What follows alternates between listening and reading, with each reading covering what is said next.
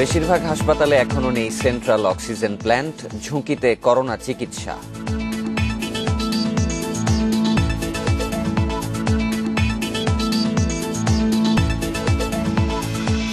Corona উপসর্গ নিয়ে চাঁদপুরে 6 জনের মৃত্যু, অন্যতম হটস্পট কুমিল্লায় বাড়ছে সংক্রমণ।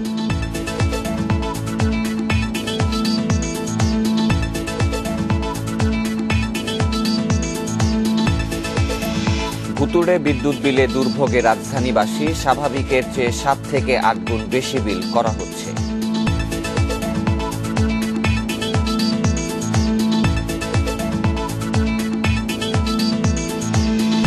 চট্টগ্রামে পাহাড় কেটে অবৈধ বসতি করছে ভূমিদস্যুরা, মোটা টাকায় প্লট আকারে বিক্রি।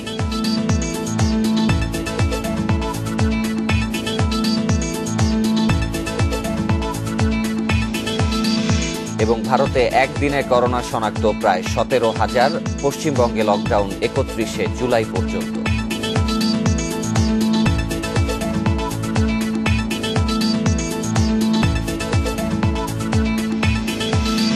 বিরোধী সংবাদে স্বাগত, সাথে আছি শাফাত বিন ফরিদ। শুনছিলেন শিরোনাম, এবারে পুরো খবর। দেশে প্রথম করোনা শনাক্তের 3 মাস পরও কোভিড-19 রোগীদের চিকিৎসার জন্য নির্ধারিত বেশিরভাগ হাসপাতালেই চালু হয়নি সেন্ট্রাল অক্সিজেন প্ল্যান্ট। এতে একদিকে যেমন অপচয় হচ্ছে সময় ও শ্রমের, অন্যদিকে ঝুঁকির আশঙ্কা নিয়েই চলছে করোনা চিকিৎসা। শুধু সিলিন্ডার দিয়ে অক্সিজেন সরবরাহ করা হলে পরিস্থিতি সামাল দেয়া কঠিন হবে বলে সতর্ক করেছেন বিশেষজ্ঞরা। দেশে প্রতিনিয়ত বাড়ছে করোনা শনাক্তের সংখ্যা, দীর্ঘ হচ্ছে মৃতের তালিকা। তবে আক্রান্তের অনুপাতে হাসপাতালে যেতে হয় কম সংখ্যক রোগীকে। শুধু শ্বাসকষ্ট সহ অন্যান্য জটিলতা দেখা দিলেই হাসপাতালে ভর্তির পরামর্শ বিশেষজ্ঞদের। ঝুঁকিপূর্ণ বেশিরভাগ কোভিড রোগীর জীবন বাঁচাতে প্রয়োজন অক্সিজেন সুবিধা। রোগী বাড়ার সঙ্গে সঙ্গে চাহিদা বাড়ছে অক্সিজেনের, কিন্তু কোভিড চিকিৎসার জন্য নির্ধারিত হাসপাতালের বেশিরভাগেরই নেই সেন্ট্রাল অক্সিজেন প্ল্যান্ট। যে 2-1টি হাসপাতালে প্ল্যান্ট আছে, সেগুলোতে আবার ওয়ার্ডের বেডে অক্সিজেন সরবরাহের ব্যবস্থা নেই। এদিকে বিশেষজ্ঞরা বলছেন, শুধু সিলিন্ডার দিয়ে নিরবিচ্ছিন্নভাবে অক্সিজেন সরবরাহ সম্ভব নয়। আমরা সেন্ট্রাল অক্সিজেন ডিমান্ড করেছিলাম, বাট জেল থেকে বলেছে না, এই ম্যানিপুল দিয়ে আপনি 12টা সিলিন্ডার দিয়ে করতে হবে। সেটা একটা সমস্যাটা আছে, যে রিফিল করতে গেলে তখন একটা ঝাড়া পাবে, তখন দেখা যাবে যেটা একটা ঝামেলা তো আছে। এখন সেটা কি করবো বলে। শুরু থেকেই কোভিড চিকিৎসার জন্য নির্দিষ্ট হাসপাতাল কুয়েত বাংলাদেশ মৈত্রী ও কুর্মিটোলা জেনারেল হাসপাতালেও এখনো চালু হয়নি কেন্দ্রীয় অক্সিজেন ব্যবস্থা। কুর্মিটোলা জেনারেল হাসপাতালে আইসিইউ, পোস্ট অপারেটিভ ওটি এসব জায়গায় কেন্দ্রীয় অক্সিজেন ব্যবস্থা থাকলেও সাধারণ ওয়ার্ডে সেই ব্যবস্থা নেই। একই অবস্থা করোনা চিকিৎসা দেয়া বেশিরভাগ বেসরকারি হাসপাতালেও। যদি থাকে সিলিন্ডার এবং যদি বিভিন্ন যে নন ব্রিথিং মাস্ক আছে, এগুলো ব্যবহার করে প্রচুর সাপ্লাই দেওয়া যায়। এটা মানে আনা নেওয়াটা যা ঝামেলা, এখানে রেডিমেড থাকলে একটা সার্টেন ওটা মনিটর করতে হয়, আনতে হয়, তারা মানে বারবার করে দিনে আমরা 4-12 আনি। স্বাস্থ্য অধিদপ্তরের কন্ট্রোল রুম সহকারী পরিচালক বলেন, সেন্ট্রাল অক্সিজেন প্ল্যান্ট বসানোর উদ্যোগ নেওয়া হচ্ছে। সেন্ট্রাল লাইনটা হলে আরো ভালো হয়, সেটার জন্য কিন্তু প্রসেসিং আমাদের চলছে। যেসব জায়গা আছে তারা তো পাচ্ছি, আর যেসব জায়গা আমাদের নাই সেগুলোর কিন্তু চলমান প্রক্রিয়া আমাদের কাজ চলছে। খুব শীঘ্রই কিন্তু আমরা এগুলা কাজ পেয়ে যাব। এদিকে জনস্বাস্থ্য বিশেষজ্ঞরা বলছেন, সেন্ট্রাল অক্সিজেন প্ল্যান্ট ছাড়া পরিস্থিতি সামাল দেওয়া কঠিন হবে। সাধারণ অক্সিজেন একটি সিলিন্ডার দিয়ে দেওয়া যায়, কিন্তু হাই ফ্লো অক্সিজেন দেওয়ার সময় একটি সিলিন্ডারে 1 থেকে 1 ঘন্টা মাত্র সময় যায়, আবার প্রতি 1 ঘন্টা পর পর এটি বদলাতে হয়। এ কারণে সেন্ট্রাল অক্সিজেন হচ্ছে সুবিধাজনক, এবং ভেন্টিলেটরের ক্ষেত্রেও তাই। এজন্য আমরা বলি, কোভিড আক্রান্ত রোগীদের চিকিৎসার জন্য যে হাসপাতালটি হবে, সেখানে হাই ফ্লো অক্সিজেন থাকা হচ্ছে সর্বোত্তম। কোভিড-19 রোগীর চিকিৎসায় নতুন হাসপাতাল নির্বাচনের ক্ষেত্রে কেন্দ্রীয় অক্সিজেন ব্যবস্থাকে অগ্রাধিকার দেওয়ার পরামর্শ দেন তিনি। Farzana Akter, Independent news, Dhaka. দেশে করোনা শনাক্তের 109তম দিনে মৃত্যু হয়েছে 37 জনের। এ নিয়ে মৃতের সংখ্যা দাঁড়ালো 1582 জনে। আর 16,433 নমুনা পরীক্ষায় শনাক্ত হয়েছেন 3,462 জন। বুধবার নিয়মিত অনলাইন বুলেটিনে সব তথ্য জানায় স্বাস্থ্য অধিদপ্তর। 24 ঘন্টায় বেড়েছে সুস্থতার হার। সারা দেশে এখন পর্যন্ত সুস্থ হয়েছেন 49,666 জন। বুধবার দুপুর পর্যন্ত ২৪ ঘন্টায় দেশে করোনায় মারা গেছেন ৩৭ জন। এর মধ্যে ২৮ জন পুরুষ আর ৯ জন নারী। শনাক্ত বিবেচনায় মৃত্যুর হার ১.29%। এর মধ্যে হাসপাতালে মারা গেছেন ৩৪ জন, বাকি ৩ জন বাড়িতে। বয়স বিভাজনে ১১ থেকে ২০ বছর ১ জন, ২১ থেকে ৩০ বছর ২ জন, ৩১ থেকে ৪০ ২ জন, ৪১ থেকে ৫০ ৩ জন, ৫১ থেকে ৬০ ১২ জন, ৬১ থেকে ৭০ ৯ জন এবং ৭১ থেকে ৮০ ৮ জন। বিভাগ ভিত্তিক ঢাকা বিভাগ ১০ জন, চট্টগ্রাম ৯ জন, রাজশাহী ৬ জন, খুলনা ৭ জন, বরিশাল ১ জন, ময়মনসিংহ ৩ জন এবং রংপুর বিভাগে ১ জন মৃত্যুবরণ করেছেন। সারা দেশে ৬৬টি পরীক্ষাগারে ২৪ ঘন্টায় আরও ৩,৪৬২ জনের করোনা শনাক্ত নিয়ে দেশে আক্রান্তের সংখ্যা ১,২২,৬৬০ জন। শনাক্তের হার ২১.০৭%। স্বাস্থ্য অধিদপ্তর জানায় দেশে ২৪ ঘন্টায় সুস্থ হয়েছেন ২,০৩১ জন, যা মোট শনাক্তের ৪০.৪৯%। শিশুদের সুস্থ রাখতে নিকটস্থ টিকাদান কেন্দ্রে সময়মতো টিকা দেওয়ারও পরামর্শ দিয়েছে স্বাস্থ্য অধিদপ্তর। আপনার শিশুকে নির্দিষ্ট সময়ে টিকা দেওয়ার জন্য নিকটস্থ টিকাদান কেন্দ্রে নিয়ে আসুন। ইতিমধ্যে কোভিড-১৯ মহামারীর কারণে বাদ পড়া বা ঝরে পড়া শিশুদের চিহ্নিতকরণ ও তালিকাভুক্তির মাধ্যমে তাদের টিকাদান নিশ্চিতকরণের কার্যক্রম চলমান রয়েছে। করোনা সংক্রমণ রোধে সবাইকে আবারও সঠিকভাবে মাস্ক ব্যবহারের পরামর্শ দিয়েছে স্বাস্থ্য অধিদপ্তর। পাশাপাশি যে কোনো স্বাস্থ্যগত সমস্যায় হটলাইনে ফোন করে চিকিৎসা সেবা নেওয়ারও আহ্বান জানানো হয়। নূরে জান্নাত, ইন্ডিপেন্ডেন্ট নিউজ। করোনা উপসর্গ নিয়ে ৫ জেলায় ১৩ জনের মৃত্যু হয়েছে। এর মধ্যে ফেনী ও কুমিল্লায় মারা গেছেন ৮ জন। স্বাস্থ্যবিধি মেনে সবার দাফন সম্পন্ন করা হয়েছে। করোনা পরীক্ষার জন্য সংগ্রহ করা হয়েছে নমুনা সংগ্রহ। ২ জন ফেনী জেনারেল হাসপাতাল ও একজন বেসরকারি হাসপাতালে চিকিৎসাধীন অবস্থায় মারা গেছেন। আরেকজন নিজ বাড়িতেই চিকিৎসাধীন ছিলেন। গত ২৪ ঘন্টায় কুমিল্লা মেডিকেল কলেজ হাসপাতালে চিকিৎসাধীন অবস্থায় মারা গেছেন ৪ জন। নিহতদের মরদেহ স্বজনদের কাছে হস্তান্তর করা হয়েছে। এছাড়া করোনা উপসর্গ নিয়ে সাতক্ষীরা মেডিকেল কলেজ হাসপাতালে ২ জন, রাজশাহীতে ২ জন ও দিনাজপুরে ১ জনের মৃত্যু হয়েছে। এদিকে চাঁদপুরে করোনার উপসর্গে একদিনেই ৬ জনের মৃত্যু হয়েছে। এদের মধ্যে ৫ জনই বাড়িতে চিকিৎসাধীন ছিলেন। বুধবার সন্ধ্যায় উপসর্গ নিয়ে হাজীগঞ্জ উপজেলার সেন্দ্রা গ্রামের এক নারী ও পৌরসভার ৬ নং ওয়ার্ডের এক নারীর মৃত্যু হয়েছে। রাতেই তাদের বিশেষ ব্যবস্থায় দাফন সম্পন্ন হয়। পরীক্ষার জন্য সংগ্রহ করা হয়েছে নমুনা। এদিকে মতলব দক্ষিণ উপজেলার দক্ষিণ ডিঙাভাঙা গ্রামের এক দম্পতির উপসর্গ নিয়ে মৃত্যু হয়েছে। এদের মধ্যে একজন বুধবার সন্ধ্যায় ও অন্যজন রাত ২:৩০টার দিকে মারা যান। এদিকে চিকিৎসার জন্য বুধবার রাতে ঢাকা নেয়ার পথে মারা গেছেন মতলব দক্ষিণ ও মতলব উত্তর উপজেলার হিসাবরক্ষণ কর্মকর্তা আব্দুল বারেক। ১৭ জন আব্দুল বারেক করোনা টেস্টের জন্য নমুনা দিলেও এখনও তার ফল পায়নি।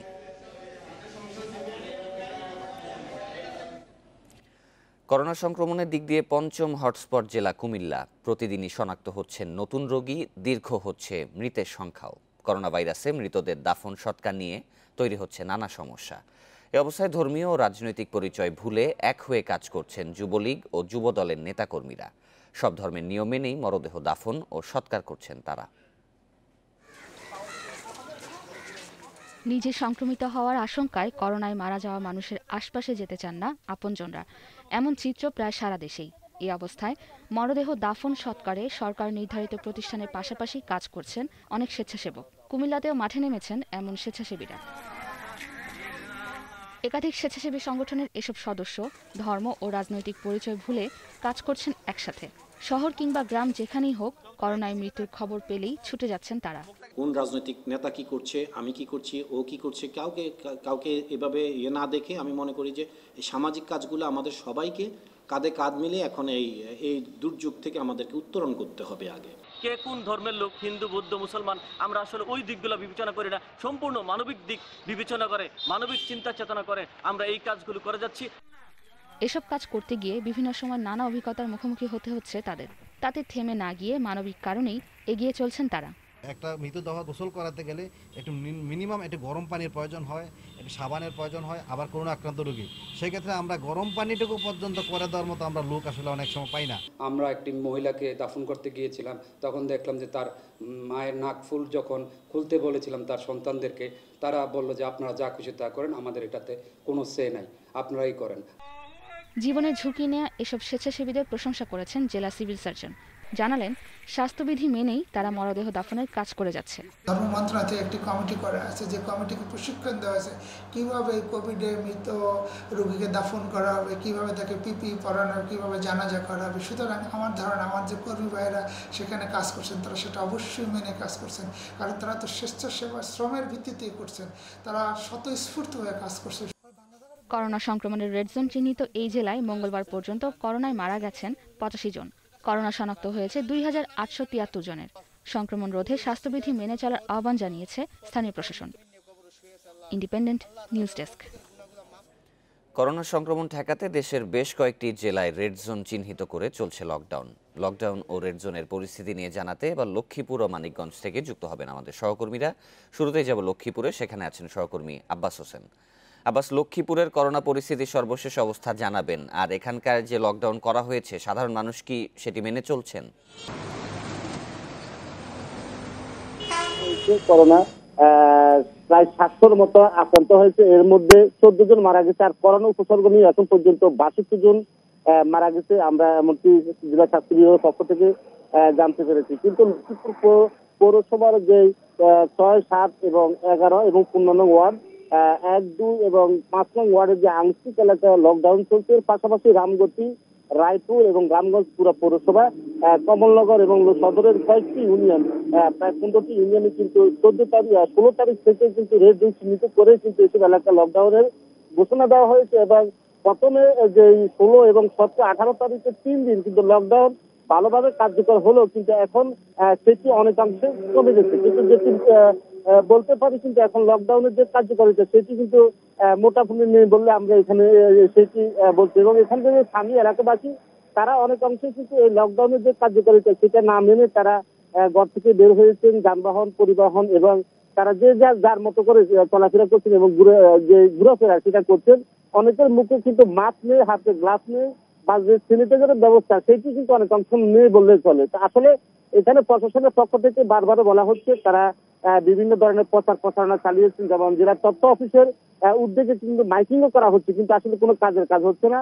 এখানকার মানুষ কিন্তু যে সচেতন না হলে যে করোনার যে প্রভাব সেটি কিন্তু বেড়ে চলছে, এমনকি বলছেন স্বাস্থ্য বিভাগের পক্ষ থেকে। স্বাস্থ্য বিভাগের পক্ষ থেকে বারবার বলা হচ্ছে যদি করোনার যে প্রতিরোধ বা সংক্রমণ যদি কমাতে হয় তাহলে অন্তত স্বাস্থ্যবিধি না মানলে কিন্তু কোনোভাবে কমানো যাবে না, এবং লকডাউনের যে কার্যকারিতা সেটি কিন্তু পালন করতে হবে। কিন্তু আসলে এখানে সেটি নেই। কিন্তু আমরা এই কিছুক্ষণ আগে আমি পুলিশ সুপার যে ডক্টর রেশম কামরুজ্জামানের সাথে কথা হয়েছে, তিনি বলছেন প্রতিটি স্থানে তারা কিন্তু পুলিশের যে বেষ্টনী বা তল্লাশি সেটি অব্যাহত রেখেছেন এবং মানুষদেরকে বোঝানোর চেষ্টা করছেন এবং যেন মানুষ ঘর থেকে বের না হয় এবং লকডাউন যেন মেনে চলে। কিন্তু আসলে কোনো কাজ হচ্ছে না এখানে। কিন্তু প্রতিনিয়ত কিন্তু আমরা এখানে স্থানীয় জনপ্রতিনিধি রয়েছে, তাদের সাথে আমার কথা হয়েছে। আমি এখন যেখানে আছি এটি 6 নং ওয়ার্ড। এখানে কিছুক্ষণ আগে যে আবুল খায়ের স্বপন 6 নং ওয়ার্ডের কাউন্সিলর, তিনি বলছেন যে তার যে ওয়ার্ডে কিন্তু মানে এই যে লকডাউন কার্যকর। আব্বাস, আপনি আমাদের সাথেই থাকবেন। আমরা মানিকগঞ্জে যাব, সেখানে আছেন সহকর্মী মঞ্জুর রহমান। মঞ্জুর, মানিকগঞ্জের লকডাউন পরিস্থিতির সর্বশেষ তথ্য জানাবেন। প্রশাসন কি ধরনের তৎপরতা দেখাচ্ছে এখানে? দেখাচ্ছে কিন্তু সেই তৎপরতা আসলে কোনো একটা কাজে লাগছে না। আমরা যেটা দেখেছি যে আজকে কিন্তু মানিকগঞ্জে 10ম দিন অর্থাৎ রেড জোন ঘোষণা করা হয়েছে। মানিকগঞ্জের 3টি উপজেলার 7টি এলাকাকে এই রেড জোন ঘোষণা করে সেখানে লকডাউন তারা পালন করছেন। তবে আমরা যেটা দেখেছি যে লকডাউন পালন করেছে এবং বিভিন্ন জায়গায় ব্যারিকেড দেওয়া হয়েছে, এই ব্যারিকেডটা আসলে কিছু কাজে লাগছে না। এখানে কিন্তু আমরা দেখেছি যে এই যে সাধারণ মানুষ তারা কিন্তু এই ব্যারিকেডের নিচ দিয়ে বা উপর দিয়ে তারা কিন্তু আবার চলে যাচ্ছে। আপনি জানেন যে মানিকগঞ্জে খুব একটি ছোট শহর, তো এই ছোট শহরে মানে মানিকগঞ্জে পৌর এলাকার উত্তর সেওতা এবং পশ্চিম দাসরা গঙ্গাধারপট্টি 3টি এলাকায় কিন্তু একদম শহরের খুবই প্রাণকেন্দ্র বলা চলে। তো এইসব এলাকা কিন্তু লকডাউন ঘোষণা করা হয়েছে এবং সেখানে তারা ব্যারিকেড দেওয়া হয়েছে। কিন্তু পাশেই আমরা আবার দেখেছি যে তার পাশেই কিন্তু আবার আরেকটি বাজার তারা খুলে রেখেছে।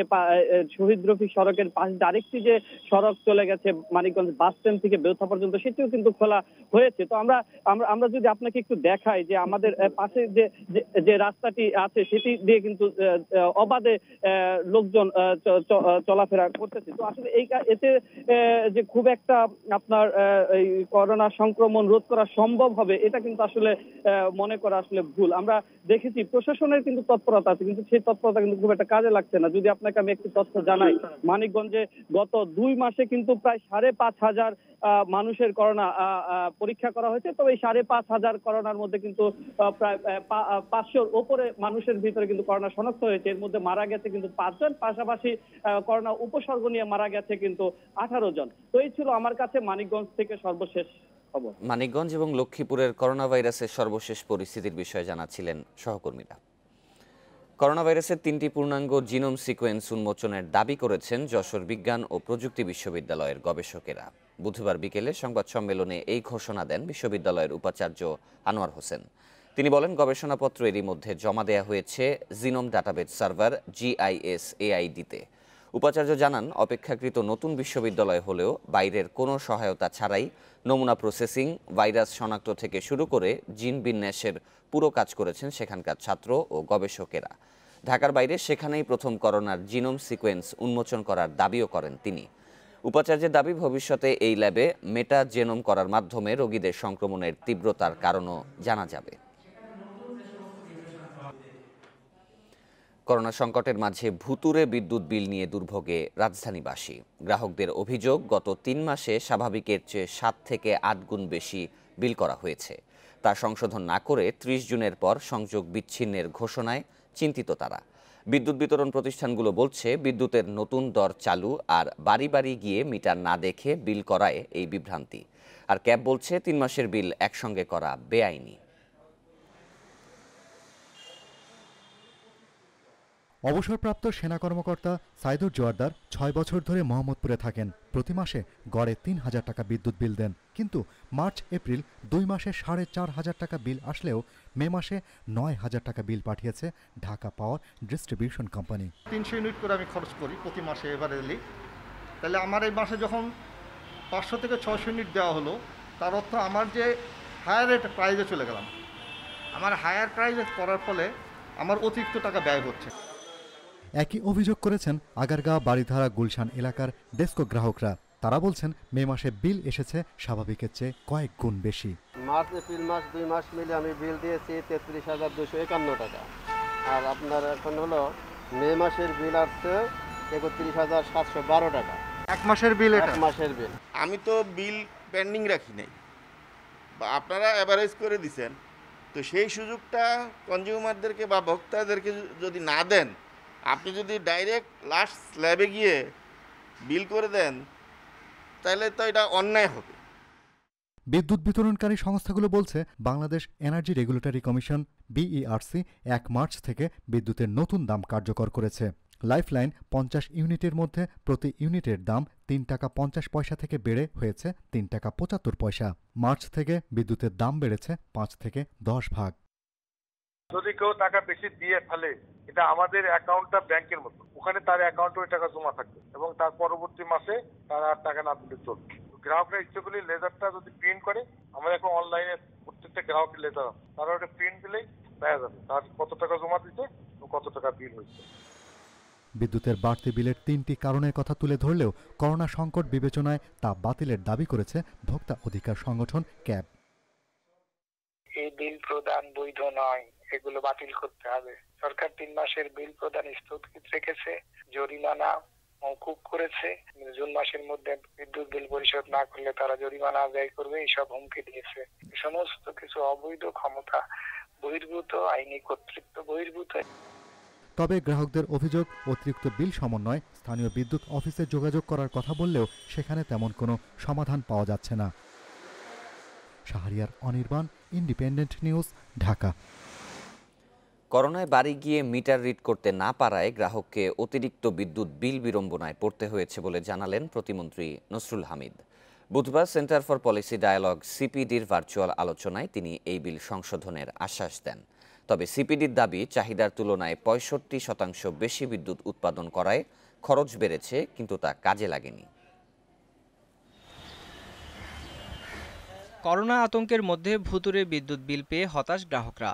সরকারের আশ্বাসের পরও অনেকের বিল এখনও সংশোধন হয়নি। সব মহলে এ নিয়ে তৈরি হয়েছে সমালোচনা। CPDর ভার্চুয়াল আলোচনায় এ নিয়ে প্রশ্ন ছিল বিদ্যুৎ প্রতিমন্ত্রীর কাছে। এ সময় তিনি জানান, কিছু গ্রাহকের বিল বেশি এসেছে, তারা বিদ্যুৎ অফিস থেকে সংশোধন করে নিতে পারবেন।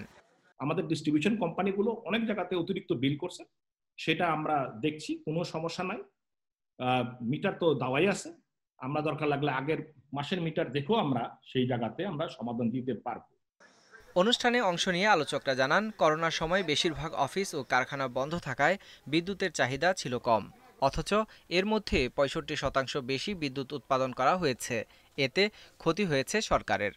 ওভার ক্যাপাসিটির কস্টটা আলটিমেটলি কিন্তু প্রোডিউসারের কাছে আসে এবং সেটা তার কম্পিটিটিভনেস আন্ডারমাইন করে, আর নয় কনজিউমারের ঘাড়ে পড়ে, তখন তার পারচেজিং পাওয়ারের উপরে নেগেটিভ এফেক্ট হয়। ইনএফিশিয়েন্ট পাওয়ার প্ল্যান্টগুলো যেগুলো আছে অয়েলের, আমাদের এই এক্সেস রিজার্ভ যদি থাকে, পাওয়ার যদি এক্সেস থাকে আমাদের হাতে, তাহলে আস্তে আস্তে এগুলো সব কন্ট্রাক্ট ক্যান্সেল করে দিয়ে এগুলোকে রিটায়ার করে দেওয়া উচিত। এ সময় বিদ্যুতের ব্যবহার বাড়াতে দেশে ইলেকট্রিক গাড়ি ও ট্রেন চালুর পরামর্শ দেন বক্তারা। পাশাপাশি বিদ্যুৎ খাতকে পুরোপুরি স্মার্ট করার তাগিদ দিয়েছেন বিশ্লেষকরা। Sohel Rana, independent news, Dhaka. Corona ভাইরাসের সংক্রমণের ঊর্ধ্বগতির মধ্যে গণপরিবহন চালু হলে স্বাস্থ্যবিধি কতটা মানা যাবে তা নিয়ে শঙ্কা থাকলেও বাস চলাচল শুরুর পর থেকে যাত্রী পাওয়া যাচ্ছে না। দূরপাল্লার পথে মাত্র 1/4 বাস চলছে দাবি মালিকদের। আর রাজধানীর গণপরিবহনে বাস চলাচল এখনও অনেকটাই সীমিত। সংশ্লিষ্টরা বলছেন, স্বাভাবিক সময়ের তুলনায় অর্ধেক বাস চলছে রাজধানীতে। ৬৭ দিন বন্ধ থাকার পর ১ জুন থেকে রাজধানী সহ সারা দেশে বাস মিনিবাস চালু হয়েছে। সরকারের সিদ্ধান্ত ছিল প্রতিটি বাসে অর্ধেক আসন ফাঁকা রেখে চালাতে হবে। তবে যাত্রী কম বলে স্বাস্থ্যবিধির এই কড়াকড়ি না মানার মতো পরিস্থিতি তৈরি হয়নি। সাধারণ মানুষ বলছে, ভয় আতঙ্কের কারণে তারা একান্ত প্রয়োজন ছাড়া যাতায়াত করছে না। ঘর থেকে বের হলেও এড়িয়ে চলার চেষ্টা করছেন গণপরিবহন। এখন আমাদের জীবনে যতই মহামারী হোক, যতই করোনা হোক, এখন আমাদের জীবিকার জন্য, আমাদের নিজের জন্য এখন ঝুঁকি নিয়ে হলেও যেতে হচ্ছে। গণপরিবহন চলতে হয়, রাস্তাঘাটে চলাফেরা করতে হয়, তারপরে যতটুকু সম্ভব আমরা স্বাস্থ্যবিধি মেনে চলাফেরার চেষ্টা করি। পরিবহন মালিক শ্রমিকেরা বলছেন, পুরোদমে ব্যবসা বাণিজ্য চালু না হওয়া, শিক্ষা প্রতিষ্ঠান বন্ধ থাকা, সরকারি বেসরকারি অফিসে চাকরিজীবীদের উপস্থিতি কমে যাওয়াই গণপরিবহনে যাত্রী কম থাকার কারণ। একবারই কম, যেমন আগে সিটিং করে নিতাম না, এখন সিটিং না, অনেক 20 জন যাত্রীও টোকাইতে যাওয়া লাগে, তাও সিটিং পাওয়া যায় না। না কইতে 20 জনের জায়গায় মনে করেন 5-7 জন, 6-7 জন, 8 জন এরকম। এদিকে দূরপাল্লারও একই অবস্থা। দেশের বিপণী বিতান ও বড় ব্যবসা কেন্দ্রগুলো এখনও পুরোদমে চালু না হওয়ায় দূর দূরান্তের মানুষ ঢাকা থেকে মালামাল সংগ্রহ কিংবা অন্য ব্যবসায়িক কাজে আসছেন না।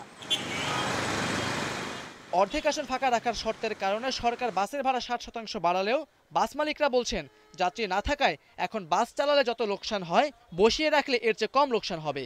তবে চালক শ্রমিকদের কথা চিন্তা করে বাস চালু রেখেছেন তারা। রোগের কারণে তো প্রয়োজন ব্যতিরেকে মানুষ বের হচ্ছে না ঘর থেকে, সবার মধ্যে একটা আতঙ্ক তো বিরাজ করতেছে। আমাদের যাত্রীর সংখ্যা একেবারে নাই বললেই চলে।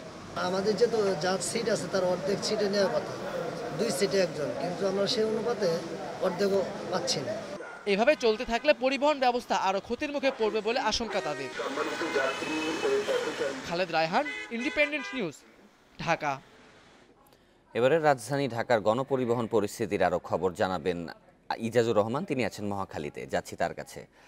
ইজাজ, রাজধানীর গণপরিবহনের স্বাস্থ্যবিধির বিষয়টা কতটুকু মানা হচ্ছে? আর অনেক বাস মালিকরা বলছেন যে দূরপাল্লার পরিবহনে তারা যাত্রী পাচ্ছেন না। তো আপনি যেহেতু মহাখালীতে আছেন, এখানকার অবস্থা কেমন?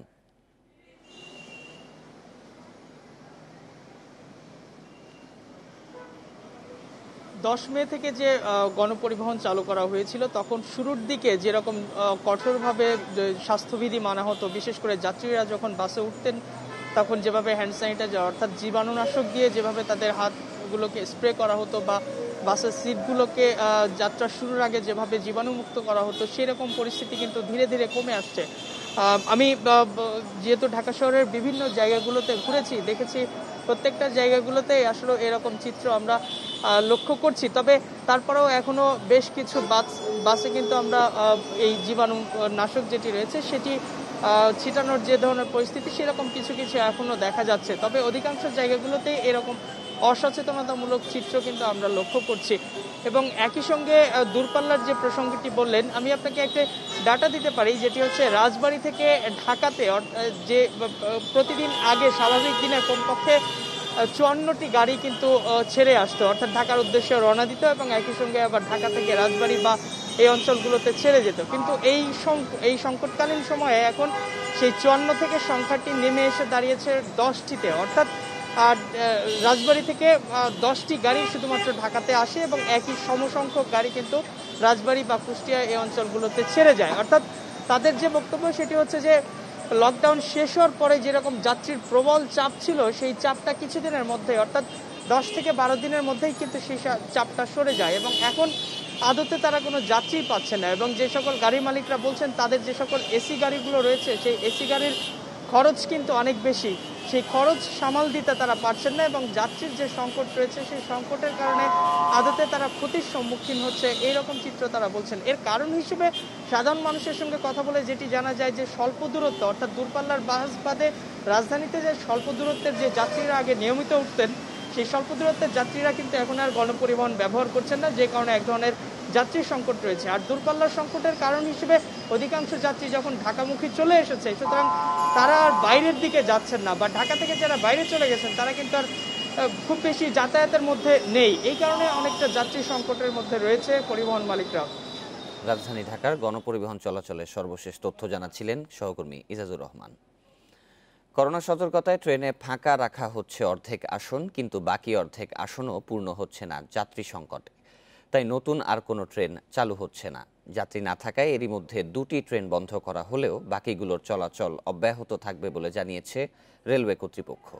স্বাস্থ্যবিধি মানা হলেও করোনার কারণে মানুষের দূরপাল্লার যাত্রার অনীহাই এই সংকটের প্রধান কারণ বলে মনে করছে রেলওয়ে। দেখে চেনা যায় না এটি কমলাপুর রেল স্টেশন। অনলাইনে টিকিট বিক্রি করায় কাউন্টারগুলো বন্ধ, নেই কোনো ভিড়। করোনা ভাইরাস থেকে সুরক্ষায় স্বাস্থ্যবিধির সব নিয়ম মানা হচ্ছে, তারপরও নেই পর্যাপ্ত যাত্রী। কমলাপুর থেকে কিশোরগঞ্জের উদ্দেশ্যে এই ট্রেনটি ছাড়ার সময় সকাল 11:15টা। এই ট্রেনের টিকিট বিক্রি হয়েছে মোট টিকিটের চেয়ে 45টি কম। সার্বিক ব্যবস্থাপনা নিয়ে সন্তুষ্ট যাত্রীরা, তবে অনলাইনে টিকিট কেনা নিয়ে আছে 2-1টি অভিযোগ। আগে যে আমরা যাওয়া আসা করতাম সেটা তো আপনি অনেক জামাল হইতো, মানুষ বেশি হইতো, পারাপারি হইতো, কিন্তু এখন যে আমরা যাইতেছি এখন আপনার খুব সুবিধাই লাগতেছে। মানে আলহামদুলিল্লাহ ভালো, আমাদের মোটামুটি স্যাটিসফাইড যে পরিবেশ খুব সুন্দর, যাত্রী যেহেতু কম আরো পরিবেশ সুন্দর হয়েছে আর কি। টিকিটের জন্য আমি নিজে পারি না আবেদন করতে, অন্যের দ্বারা বলেছে না টিকিট নাই। পরে অন্য একজন লোক আমাকে বললো যে আপনি অমুক জায়গায় গেলে টিকিট পাবেন। 300 টাকা দিয়ে একটা টিকিট কিনেছি ব্ল্যাকে। করোনা ভাইরাস সংক্রমণের কারণে যাত্রীর সংখ্যা কম বলে মনে করছে কর্তৃপক্ষ। অনলাইনে টিকিট কেনায় সবাই অভ্যস্ত নয় বলে একটি চক্র যাত্রীদের সাথে প্রতারণার চেষ্টা করছে বলে জানিয়েছে রেলওয়ে কর্তৃপক্ষ। নিজেরাই যাতে টিকিটগুলা তাদের নিজস্ব আইডি দিয়ে কাটে, বাইরে থেকে কাটলে প্রতারিত হওয়ার সম্ভাবনা থাকে। ভাইরাসের প্রাদুর্ভাবে কিছুটা বেড়ে যাওয়াতে এই লোকজনের আসলে চলাচল কিছুটা কম দেখা যাচ্ছে। যাত্রী না থাকায় গত 20 জুন চট্টগ্রামগামী সোনার বাংলা এক্সপ্রেস এবং 21 জুন নোয়াখালীগামী উপকূল এক্সপ্রেস বন্ধ করে দেওয়া হয়। পশ্চিমাঞ্চলে যাত্রী চাপ কম থাকলেও বিকল্প ট্রেন না থাকায় ওই পথে কোনো ট্রেন চলাচল বন্ধ করা হবে না বলে জানিয়েছে রেলওয়ের মহাপরিচালক। করোনা পরিস্থিতির উপরে ওয়াচ করছি, বিশ্লেষণ করছি, পরিস্থিতি উন্নতি হয় আবার ট্রেন বাড়ানো হবে, কিন্তু এই মুহূর্তে আমাদের কিছু পরিকল্পনা নেই। পশ্চিমাঞ্চলে একটা ট্রেন আছে, সেখানে আর অল্টারনেটিভ নাই বলে আমরা বন্ধ করছি না। প্রায় 2 মাস বন্ধ থাকার পর 31 মে 8 জোড়া ট্রেন চালু করে রেলওয়ে। পরে 3 জুন আরও 11 জোড়া ট্রেন যুক্ত হয়। 2 জোড়া ট্রেন বন্ধ থাকায় বর্তমানে চলাচল করছে 17 জোড়া ট্রেন। বন ইবনে কামাল, ইন্ডিপেন্ডেন্ট নিউজ, ঢাকা। ফেনীতে নৈশ প্রহরীকে হত্যার পর পালানোর সময় পুলিশের গুলিতে 3 ডাকাত নিহত হয়েছে। ভোরে উপজেলার বেকের বাজার এলাকায় একটি দোকানে ডাকাতির চেষ্টাকালে এ ঘটনা ঘটে। পুলিশ ও স্থানীয়রা জানান, একটি মুদি দোকান লুট করে ট্রাকে তোলার সময় নৈশ প্রহরী আব্দুল মান্নান ডাকাত দলকে দেখে ফেলে। এ সময় চিৎকার করলে ডাকাতরা তার গলায় গামছা পেঁচিয়ে শ্বাসরোধ করে হত্যা করে। বিষয়টি জানতে পেরে মসজিদে মাইকিং শুরু হয়। খবর দেওয়া হয় পুলিশকে। ডাকাত দল ঘটনাস্থল থেকে পালানোর চেষ্টা করলে স্থানীয়রা তাদের ধাওয়া করে। এক পর্যায়ে পুলিশ ডাকাতদের ধরতে গুলি শুরু করে। এতে ডাকাত দলের 4 সদস্যকে গুলিবিদ্ধ অবস্থায় আটক করা হয়। এদের মধ্যে 2 জনকে হাসপাতালে নেয়ার পথে ও 1 জন হাসপাতালে চিকিৎসাধীন অবস্থায় মারা যায়। গুলিবিদ্ধ এক ডাকাত হাসপাতালে চিকিৎসাধীন রয়েছে। ঘটনাস্থল থেকে ডাকাতির সরঞ্জাম সহ একটি ট্রাক জব্দ করা হয়েছে। এ বিষয়ে আরও জানাতে এবার ফেনী থেকে যুক্ত হবেন সহকর্মী সমীর উদ্দিন। সমীর, নৈশ প্রহরী হত্যা ও পুলিশের গুলিতে নিহতের ঘটনায় কি কোনো মামলা হয়েছে, এ বিষয়ে জানাবেন। ভোর ফজরের আধা ঘন্টা আগেই কিন্তু এই ধরনের একটা ন্যাক্কারজনক ঘটনা ঘটে। এটি আপনিকে বলে রাখি, নোয়াখালী এবং ফেনীর আঞ্চলিক যে মহাসড়ক রয়েছে, এটি দাগনভূঞার মাতুভূঞা ইউনিয়নের মাঝামাঝি একটি জায়গা, সেটি হচ্ছে ব্যাকের বাজার। সেখানে ভোরবেলা একটি ডাকাত দল এসে একটি দোকানে হামলা চালিয়ে সেখানকার যে মালামাল সেগুলো তারা লুট করার চেষ্টা করে। সেক্ষেত্রে ওখানকার যে 900 প্রহরী আছে সে দেখতে পেয়ে তখন চিৎকার করলে স্থানীয় জনতা এটা জানতে পেরে তারপরে মাইকিং করে থাকে মসজিদের। পরবর্তীতে তারা পুলিশকে খবর দেয়, পুলিশ এবং জনতা এসে তাদেরকে আসলে সহকারে প্রয়োগ করছে। তারা যখন পালিয়ে যাওয়ার চেষ্টা করে, পিছন থেকে ধরতে না পারে পুলিশ তাদেরকে গুলি ছুড়ে। এই সময় 4 জনই গুলিবিদ্ধ হয়। ঘটনাস্থলে একজন কিন্তু নিহত হয়, আর 2 জনকে তারা হাসপাতালে নিয়ে যাওয়ার পথেই তারা নিহত হয় এবং হাসপাতালে নিলে কর্তব্যরত চিকিৎসক আগে মৃত্যু ঘোষণা করেন। ফেনীর ডাকাতির ঘটনার সর্বশেষ তথ্য জানাচ্ছিলেন আমাদের সহকর্মী। দেখছেন 1 ঘন্টার বিরতিহীন ইন্ডিপেন্ডেন্ট সংবাদে আরো যা দেখবেন, পাহাড়ি ঢলে উত্তরাঞ্চলের নদ নদীর পানি বৃদ্ধি অব্যাহত, কিছু এলাকায় নিম্নাঞ্চল প্লাবিত।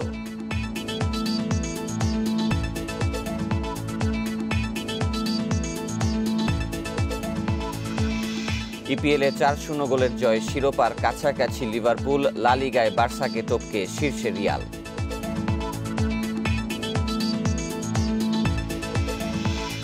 প্রস্তাবিত বাজেটে পেপার ও পেপার বোর্ডের ওপর আমদানি শুল্ক 5% কমিয়ে আনা এবং উৎস কর বাতিল সহ 4টি দাবি জানিয়েছেন প্যাকেজিং ও মুদ্রণ শিল্পের ব্যবসায়ীরা। বর্তমান করোনা পরিস্থিতিতে কর ছাড় দেয়া হলে ক্ষুদ্র ও মাঝারি উদ্যোক্তারা বাজারে টিকে থাকতে পারবে বলে মনে করেন অর্থনীতিবিদরা। বন সুবিধার অপব্যবহার রোধ করলে ব্যবসা খাতে শৃঙ্খলা ফিরবে বলেও ধারণা তাদের। দেশের প্যাকেজিং ও মুদ্রণ শিল্পের উৎপাদিত পণ্যের চাহিদা প্রচুর, তবে আন্তর্জাতিক মানের প্যাকেজিং ও মুদ্রণ শিল্পের কাঁচামাল প্রস্তুত করতে না পারায় বেশিরভাগ কাঁচামালই আমদানি করতে হয়। স্থানীয় চাহিদা পূরণে নির্ভর করতে হয় চীন, কোরিয়া, যুক্তরাষ্ট্র সহ বিভিন্ন দেশের কাঁচামালের উপর। ব্যবসায়ীরা বলছেন, বন্ড সুবিধার অপব্যবহার করে কিছু প্রতিষ্ঠান খোলা বাজারে এই কাঁচামাল বিক্রি করে।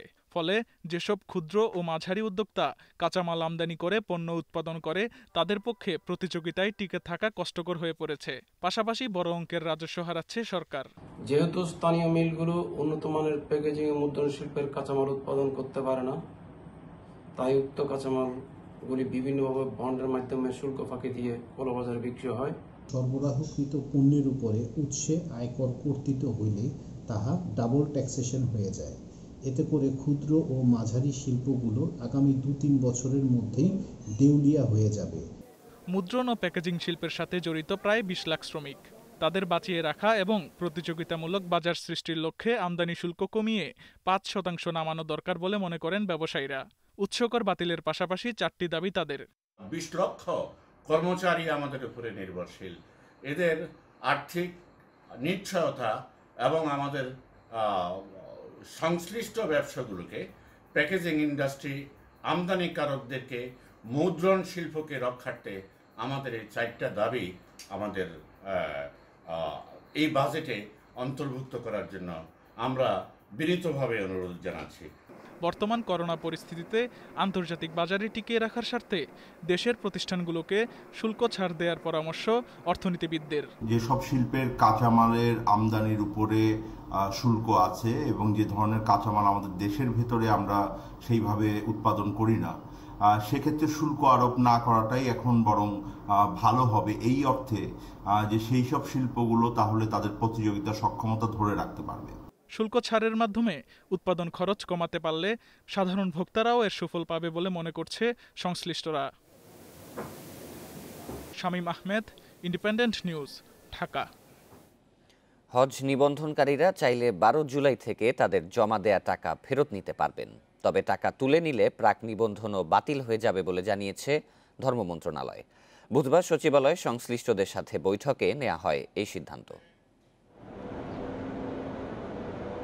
বিশ্বজুড়ে করোনা ভাইরাসের মহামারীর কারণে এবার হজ সীমিত পরিসরে হচ্ছে বলে ইতিমধ্যেই জানিয়েছে সৌদি সরকার। শুধুমাত্র সৌদি আরবে বসবাসকারী নাগরিক ও স্থানীয়রা হজ করতে পারবেন। সৌদি আরবের এমন সিদ্ধান্তের পর বুধবার ধর্ম মন্ত্রণালয় সংশ্লিষ্ট সবাইকে নিয়ে অনলাইন বৈঠকে বসে। বৈঠক শেষে জানানো হয়, টাকা তুলতে নিবন্ধনকারীদের অনলাইনে আবেদন করতে হবে। মন্ত্রণালয়ের অনুমোদন সাপেক্ষে কোনো প্রকার সার্ভিস চার্জ ছাড়াই সমুদয় অর্থ ফেরত পাবেন আবেদনকারী। তবে পরবর্তীতে আবারও হজে যেতে চাইলে তাকে নতুন করে প্রাক নিবন্ধন করতে হবে। 12 তারিখের পর থেকে অনলাইনে আবেদন করে নিবন্ধন এবং প্রাক নিবন্ধন বাতিল করে টাকা এনক্যাশ করতে পারবেন। কেউ যদি তার এবছরের নিবন্ধন ক্যান্সেল করেন, সেই ক্ষেত্রে কোনো রকমের চার্জ কর্তন করা হবে না।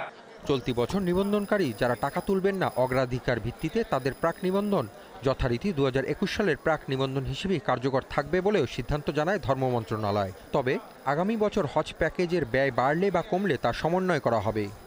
2020 সালের জন্য যাদের প্রাক নিবন্ধনের মেয়াদ বৈধ ছিল তা 2021 সালের জন্য বলবৎ থাকবে।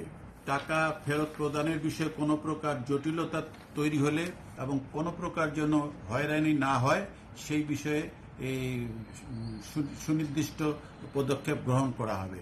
সৌদি আরবের সঙ্গে চুক্তি অনুযায়ী চলতি বছর বাংলাদেশ থেকে সরকারি ও বেসরকারি ব্যবস্থাপনায় 1,37,198 জনের হজে যাওয়ার কথা ছিল।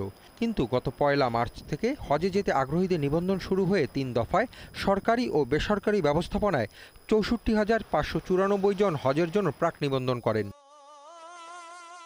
Hasib Mahmud Shah, independent news, Dhaka. চট্টগ্রাম নগরীতে নানা ব্যক্তি ও সংগঠনের নামে পাহাড় কেটে অবৈধ বসতি গড়ে তুলছে ভূমিদস্যুরা। দখলের পর ছোট ছোট প্লট আকারে তা বিক্রি করা হচ্ছে 50,000 থেকে 2.5 লাখ টাকায়। এমনকি এসব অবৈধ বসতিতে মিলছে পানি, বিদ্যুতের মতো সরকারি সেবাও। চট্টগ্রাম নগরীর জালালাবাদ মৌজার পাহাড়গুলোতে কিছু দূর পরপরই নানা সাইনবোর্ড, কোথাও সমবায় সমিতি, কোথাও ধর্মীয় প্রতিষ্ঠান বা নানা পেশাজীবী সংগঠনের নামে ঝোলানো হয়েছে সেগুলো। এভাবেই দখলে নেওয়া হয়েছে চট্টগ্রামের বাইজিদ, সলিমপুরের প্রায় সব পাহাড়। ধাপে ধাপে পাহাড় কেটে গড়ে তোলা হয়েছে অবৈধ বসতি, যেগুলো প্লট আকারে বিক্রি করা হচ্ছে 50,000 থেকে 2.5 লাখ টাকায়।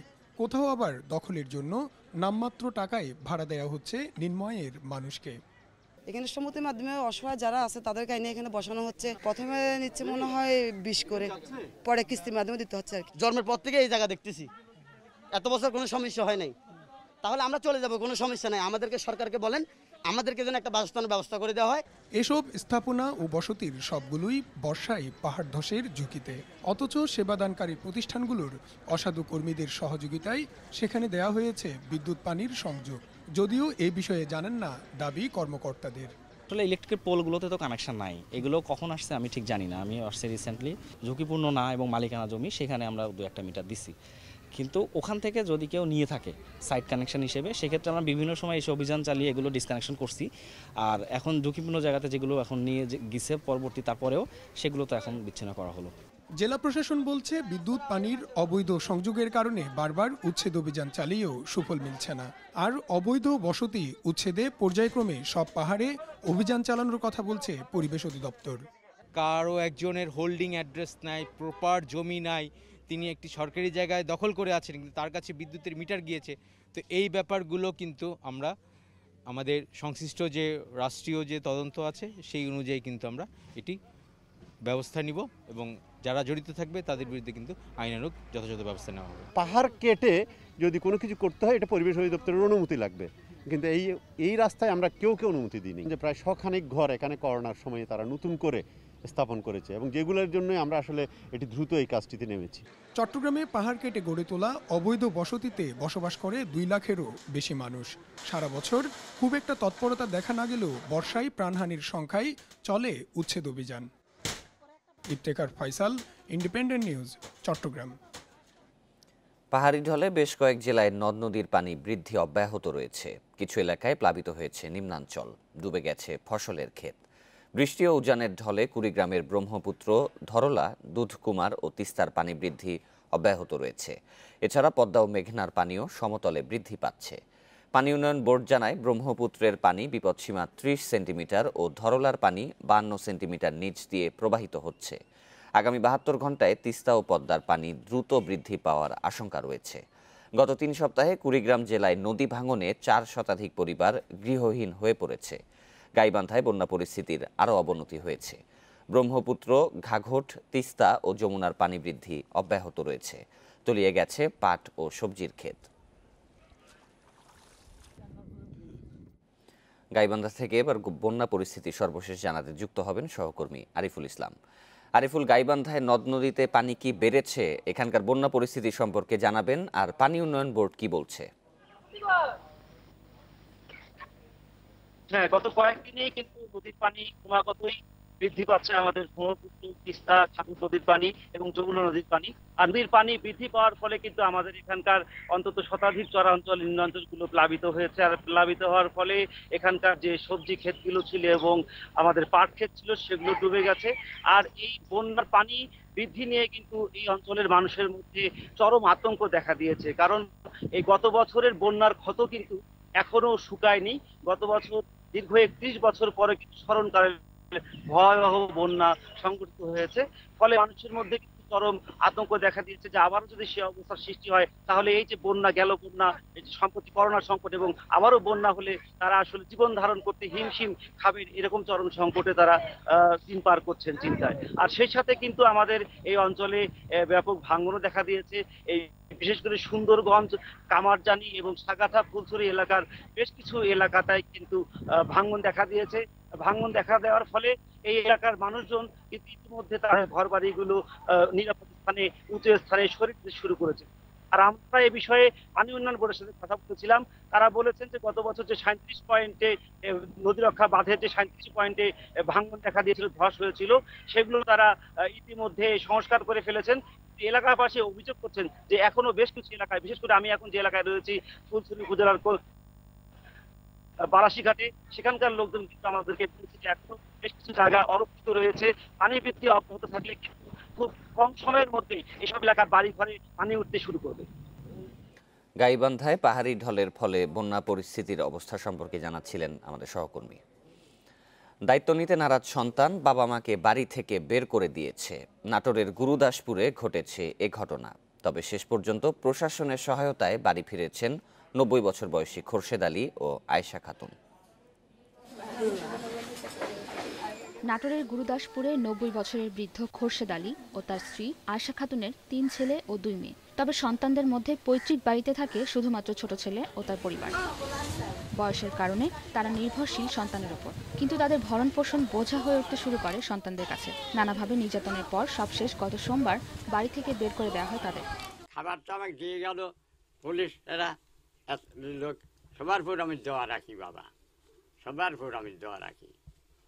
আমার বেটার ভুল করেছে আর করবে না। এ ঘটনা জানাজানি হলে তৎপর হন থানার ভারপ্রাপ্ত কর্মকর্তা ও উপজেলা নির্বাহী কর্মকর্তা। পারিবারিকভাবে মীমাংসা হয় ঘটনার। এই বিষয়টি আসলে পুরোপুরি তাদের পারিবারিক বিষয় হয়। স্বামী, স্ত্রী এবং পুত্রবধূ সব মিলিয়ে পারিবারিক বিষয় হয়। আমরা তাৎক্ষণিকভাবে বাদীর অনুরোধে বিষয়টা তাদের সঙ্গে সমাধান করে দিই। তার ছেলের যে দুটো ঘর রয়েছে তাদের একটি ঘরে তাদেরকে রাখার জন্য বলি। পাশাপাশি তারা যে ঘরটিতে রয়েছে সেটি অবস্থা খুবই খারাপ। আমি সেটিও সংস্কার করে দেওয়ার ব্যবস্থা করেছি আমাদের সরকারি সহায়তা নিয়ে। আর আমি আমার ব্যক্তিগত পর্যায় থেকে এবং মাননীয় প্রধানমন্ত্রী যেটা উপহার, সেই কিছু খাদ্য সামগ্রীও তাদেরকে দিয়ে আসা হয়েছে। তাৎক্ষণিকভাবে খাদ্য সহায়তা দেওয়ার পাশাপাশি ভবিষ্যতে এই দম্পতিকে সরকারি সহায়তা দেওয়ার আশ্বাস দিয়েছে উপজেলা প্রশাসন। Independent news desk. ভারতে একদিনে সর্বোচ্চ প্রায় 17,000 মানুষের দেহে শনাক্ত হয়েছে করোনা ভাইরাস। এ নিয়ে সেখানে মোট আক্রান্তের সংখ্যা দাঁড়ালো প্রায় 4,73,000। 24 ঘন্টায় 424 জনের মৃত্যু নিয়ে দেশটিতে মোট প্রাণহানি ছাড়িয়েছে 14,900। সার্বিক পরিস্থিতি বিবেচনায় পশ্চিমবঙ্গে আগামী 31 জুলাই পর্যন্ত বাড়ানো হয়েছে লকডাউনের মেয়াদ। বুধবার সন্ধ্যায় সর্বদলীয় বৈঠকের পর এ ঘোষণা দেন রাজ্যের মুখ্যমন্ত্রী মমতা ব্যানার্জি। এই সময়ের মধ্যে সব শিক্ষা প্রতিষ্ঠান বন্ধ থাকবে, চলবে না লোকাল ট্রেন ও মেট্রো রেলও। রাজ্যে লকডাউনের চলতি মেয়াদ 30 জুন শেষ হওয়ার কথা থাকলেও করোনা পরিস্থিতির অবনতি হওয়ায় মেয়াদ বাড়ানো হলো। পশ্চিমবঙ্গে এ পর্যন্ত করোনা আক্রান্ত হয়েছেন 14,728 জন, মৃত্যু হয়েছে 580 জনের, আর সুস্থ হয়েছেন 5,000-এরও বেশি মানুষ। বিশ্বে 24 ঘন্টায় নতুন করে করোনা শনাক্ত হয়েছে 1,69,000-এর বেশি মানুষের। এ পর্যন্ত আক্রান্তের সংখ্যা ছাড়িয়েছে 95 লাখ। একদিনে আরও ৫,০০০-এর বেশি মৃত্যু হয়েছে। এ নিয়ে মোট প্রাণহানি দাঁড়ালো প্রায় 4,84,000-এ। গত ২৪ ঘন্টায় সবচেয়ে বেশি মৃত্যু হয়েছে ব্রাজিলে ১,১০৩ জন। দেশটিতে মোট মৃত্যু প্রায় ৪১,০০০। এছাড়াও যুক্তরাষ্ট্রে ৮০০, মেক্সিকোতে ৭৯৩ ও চিলিতে ২২৬ জনের মৃত্যু হয়েছে। ওয়াশিংটন স্কুল কলেজের জন্য নতুন স্বাস্থ্যবিধি জারি করেছে সরকার। পাকিস্তানে ২৪ ঘন্টায় আক্রান্ত হয়েছে প্রায় ৩,৯০০ জন। এদিকে অক্সফোর্ডের পর যুক্তরাজ্যের ইম্পেরিয়াল কলেজ অফ লন্ডন করোনার সম্ভাব্য ভ্যাকসিনের পরীক্ষামূলক কার্যক্রম শুরু করতে যাচ্ছে। আগামী সপ্তাহে ৩০০ মানুষের শরীরে দেয়া হবে এই ভ্যাকসিন। জাতীয় ফুটবল দলের পারফরমেন্স নিয়ে যারা সমালোচনা করেন তাদের মাঠে বসে খেলা দেখার পরামর্শ দিলেন সাবেক অধিনায়ক মামুনুল ইসলাম। তার বিশ্বাস, বাংলাদেশ আগের চেয়ে গোছানো দল। এএফসি ও বিশ্বকাপ বাছাই পর্বের ম্যাচগুলো মাঠে এসে দেখতে বলেছেন মামুনুল। রিসেন্টলি ম্যাচগুলি যারা মাঠে খেলা দেখেছেন তারা বলতে পারবেন ন্যাশনাল টিমের যে ইমপ্রুভমেন্টগুলি, বাট ম্যাচগুলি যারা ন্যাশনাল টিম ম্যাচগুলি ইমপ্রুভমেন্টগুলি নিয়ে তারা বলতে পারবেন, বাট যারা দেখেন নাই তারা আসলে বলতে পারবে না। বাট আজে বাজে কথা না বলে আপনারা পজিটিভলি দেখেন এবং ম্যাচগুলি যদি আপনারা মাঠে এসে দেখেন তাহলে আমাদের দেশের ফুটবল প্লেয়াররা, ন্যাশনাল প্লেয়াররা সাপোর্ট পাবে এবং পজিটিভলি যদি বলা হয় তাহলে দেখবেন রেজাল্ট আরো ভালো হবে। দীর্ঘ ৩০ বছর পর ইংলিশ প্রিমিয়ার লিগে শিরোপা জয়ের দ্বার প্রান্তে লিভারপুল। ক্রিস্টাল প্যালেসের বিপক্ষে ৪-০ গোলে জেতায় চ্যাম্পিয়ন হতে হলে আর মাত্র একটি জয় চাই অলরেডদের। মায়োর্কাকে ২-০ গোলে হারিয়ে আবারও লা লিগার পয়েন্ট টেবিলে শীর্ষে রিয়াল মাদ্রিদ। ২৪ ঘন্টার ব্যবধানে বার্সেলোনাকে টপকে শীর্ষস্থান পুনরুদ্ধার করল লস ব্লাঙ্কোরা। করোনা পরবর্তী প্রথম ম্যাচে এভারটনের বিপক্ষে গোলশূন্য ড্রয়ে প্রশ্নের মুখে পড়েছিল লিভারপুল। ক্রিস্টালের বিপক্ষে কি দোর্দণ্ড প্রতাপেই না ঘুরে দাঁড়ালো অলরেডরা। একাদশে সালা, রবার্টসন, উইনালডামের অন্তর্ভুক্তি কাজে এসেছে। বিশেষ করে সালা ফিরে আসায় অ্যাটাকের ধার বাড়ে। ২৩ মিনিটে আলেকজান্ডার আর্নল্ডের গোলের পর বিরতির আগে ব্যবধান দ্বিগুণ করেন সালা। দ্বিতীয়ার্ধের শুরুর দিকে ফেভিনোর দূরপাল্লার শটে ব্যবধান আরও বাড়ায় লিভারপুল। এরপর ৬৯ মিনিটে সালার দারুণ এক অ্যাসিস্টে গোল করেন মানে। ম্যাচে অনবদ্য ছিল লিভারপুল ডিফেন্স। অ্যানফিল্ডে টানা ২৩ জয়ের ম্যাচে রেড পেনাল্টি বক্সে কোনো শট নিতে পারেনি প্রতিপক্ষ। চেলসির বিপক্ষে ম্যাচে ম্যান সিটি পয়েন্ট হারালেই শিরোপা জয়ের উচ্ছ্বাসে মেতে উঠবে লিভারপুল। তবে সিটি জিতলে আরও একটি জয় লাগবে লিভারপুলের। সেক্ষেত্রে পরবর্তী ম্যাচে সিটিজেনদের হারিয়ে ট্রফি জয়ের ঐতিহাসিক ক্ষণ সৃষ্টির সুযোগ অলরেডদের সামনে। আমি ছেলেদের বলেছি ক্লোজ ডোরে সর্বকালের সেরা ফুটবল শৈলী দেখতে চাই। তা হয়তো হয়নি, তবে কাউন্টার অ্যাটাকের অন্যতম সেরা পারফরম্যান্সের সাক্ষী এই ম্যাচ। তারপরও দায়িত্বের জায়গা থেকে আমায় বলতে হবে এটাই খুব ভালো নয়, আরো ভালো করার সুযোগ আছে। I want to see actually the best behind closed doors football ever. Premier লিগের আরেক ম্যাচে অ্যান্থনি মার্শিয়ালের হ্যাট্রিকে বড় জয় পেয়েছে ম্যানচেস্টার ইউনাইটেড। ২০১৩ সালে ফন পার্সির পর এই প্রথম হ্যাট্রিক করল কোনো ম্যান ইউ ফুটবলার। মার্শিয়াল বাজিমাত করলেও নেপথ্যে ছিলেন আরেকজন, মার্কাস রাশফোর্ড। মার্শিয়ালের ২ গোলে অ্যাসিস্ট করেন রাশফোর্ড। অন্যদিকে লা লিগায় জয়ের ধারা অক্ষুণ্ণ রেখেছে রিয়াল মাদ্রিদ। মায়োর্কার বিপক্ষে আধিপত্য রেখে জিতেছে গ্যালাক্টিকোস। রিয়াল অ্যাটাকে গতি আসে একাদশে গ্যারেথ বেল ও এইডেন হ্যাজার্ডের অন্তর্ভুক্তিতে। ছন্দে ছিলেন বেনজেমা ও ভিনিসিয়াস জুনিয়র। মাত্র ১৯ মিনিটে গোল করেন ভিনিসিয়াস। এরপর ৫৬ মিনিটে ফ্রি কিক থেকে গোল করেন রিয়াল অধিনায়ক সার্জিও রামোস। লা লিগায় টানা ৪ জয় রিয়ালের। ৩১ ম্যাচে ৬৮ পয়েন্ট নিয়ে অবস্থান করছে শীর্ষে। সমান সংখ্যক পয়েন্ট থাকলেও হেড টু হেডে বার্সা রিয়ালের চেয়ে পিছিয়ে আছে। শিরোপা জয়ের লক্ষ্যে দুই দলের জন্যই লিগের বাকি ৭ রাউন্ড গুরুত্বপূর্ণ। ফেরদৌস ইসলাম, ইন্ডিপেন্ডেন্ট নিউজ। বাংলাদেশ ক্রিকেটের জন্য আরও একটা দুঃসংবাদ। করোনায় স্থগিত হলো শ্রীলঙ্কা সফর। ভাইরাস নিয়ন্ত্রণে অনেকটাই সফল শ্রীলঙ্কা, সেজন্যই শেষ পর্যন্ত অপেক্ষা করেছে ২ বোর্ড। এশিয়ার বাকি দেশগুলোর অবস্থা খারাপ হওয়ায় কোনো ঝুঁকি নেওয়া হয়নি। আপাতত সিরিজ স্থগিত করেছে বিসিবি ও এসএলসি। করোনা শেষ হলে ২ বোর্ড নতুন সূচি ঠিক করবে ৩ টেস্টের জন্য। জুলাই ও আগস্টে হওয়ার কথা ছিল এই সিরিজ। আগস্টে আসার কথা ছিল নিউজিল্যান্ডের। দেশে করোনা পরিস্থিতি বিবেচনায় স্থগিত হয়েছে সিরিজটি। সময়ের দিক দিয়ে পরের সিরিজের সিদ্ধান্ত হলেও ঝুলেছিল জুলাইয়ের শেষে টাইগারদের লঙ্কা সফর। এশিয়াতে করোনা মোকাবিলায় শ্রীলঙ্কা সফল, প্রস্তুত ছিল টেস্ট সিরিজ আয়োজনে। ক্রিকেটাররাও শুরু করেছেন প্রস্তুতি। তবে বাংলাদেশের অবস্থা খারাপ হওয়ায় খেলাতে ফেরার সুযোগ দেখছে না বিসিবি। ঝুঁকি না নিতেই জুলাই আগস্টের ৩ টেস্টের সিরিজ স্থগিতের সিদ্ধান্ত নিয়েছে ২ বোর্ড। আমরা শ্রীলঙ্কাকে আমাদের যে সামনে যে সিরিজটা ছিল সেটা আমরা না করে দিয়েছি বিকজ অফ এই করোনার জন্য। আমাদের তো এখন খুব বাজে সময় যাচ্ছে এবং হাই টাইম যাচ্ছে আপনার, সো আমরা কোনো প্র্যাকটিস বা কোনো কিছু প্রস্তুতি করতে পারিনি এবং আপনারা জানেন টেস্ট সিরিজের জন্য কিন্তু মিনিমাম আপনার 1.5 থেকে 2 মাস সময় লাগে। দেশে সব ধরনের ক্রিকেট বন্ধ, ক্রিকেটারদের অপেক্ষা শেষ কবে হবে কেউ বলতে পারছেন না। বোর্ড কর্তারাও তাকিয়ে আছেন অবস্থার উন্নতির দিকে। আমরা চেষ্টা করছি, আল্লাহ যখন আমাদের সিচুয়েশনটা ঠিক করে দেবেন তখন যত তাড়াতাড়ি সম্ভব আমরা প্র্যাকটিস শুরু করবো এবং যে এই যে 3-4 মাসটা যে প্র্যাকটিসবিহীন যে প্লেয়াররা আছে, ফিটনেসের ব্যাপারে আমাদের ফিজিও এবং ট্রেনাররা কিন্তু সবসময় প্লেয়ারদেরকে আপনার প্রত্যেক 10-15 দিন পর পরে আপনার একটা গাইডলাইন দিচ্ছে। শ্রীলঙ্কা নিউজিল্যান্ডের আগে বাংলাদেশের 3টি সিরিজ স্থগিত হয়েছে। মার্চে পাকিস্তান, মেতে আয়ারল্যান্ড ও জুনে অস্ট্রেলিয়া সিরিজ। মাঝহারুল ইসলাম, ইন্ডিপেন্ডেন্ট নিউজ। আর এই ছিল বিরতিহীন সংবাদে। ইন্ডিপেন্ডেন্ট টেলিভিশনের সব খবর আরও বিস্তারিত জানতে চোখ রাখুন ফেসবুক, ইউটিউব এবং টুইটারে। ধন্যবাদ সবাই।